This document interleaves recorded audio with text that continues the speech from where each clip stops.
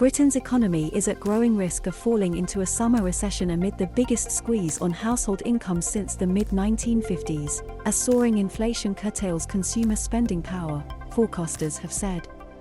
Economists said the double blow from slowing post-lockdown growth and rising living costs after Russia's invasion of Ukraine could result in a fall in gross domestic product for 2 consecutive quarters, which is the definition of a recession. After a weaker-than-expected growth performance in February, and with the inflation rate reaching the highest levels since 1992 last month, City forecasters said UK GDP was now on track to grow by about 1% in the first quarter of 2022 before slipping into reverse this summer. Analysts said activity would be reduced by an extra bank holiday for the Queen's Platinum Jubilee in June, as public holidays usually lead to a drop in overall economic output. The return to lower rates of activity in the health sector after a winter rush to vaccinate people against COVID-19, as well as households reining in their spending amid the soaring cost of living, are also expected to weigh on growth. James Smith, an economist at the Dutch bank ING, said the economy was likely to shrink in the second quarter. The bank forecasts a 0.3% contraction in the 3 months to the end of June, followed by growth of just 0.2% in the third quarter.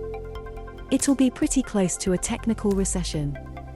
Even if one is avoided, then we'll still only see fairly unexciting growth numbers, Smith said. If people are spending more money on energy, you'd expect some of the non-essentials to fall in sales volumes. That's what we'll be watching, he added.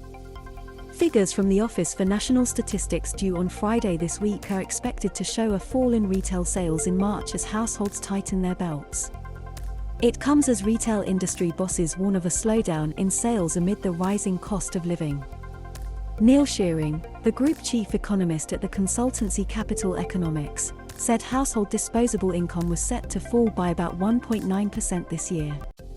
This is bigger than the 1.8% drop in real incomes experienced in 1977, and the biggest since modern records began in the 1950s.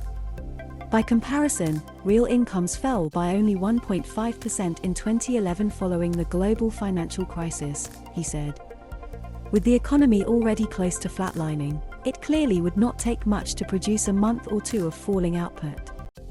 The warnings come after the head of the International Monetary Fund, Kristalina Georgieva, said global growth would slow this year and next as the shockwaves from COVID and the war in Ukraine keep inflation higher for longer than first expected. The strength of Britain's economy will to some extent depend on households who saved during the pandemic continuing to spend. However, while close to £250 billion was accumulated during lockdown, most of this was concentrated among wealthier families able to keep working from home, meaning those at most risk from the surging cost of living will feel the biggest pinch.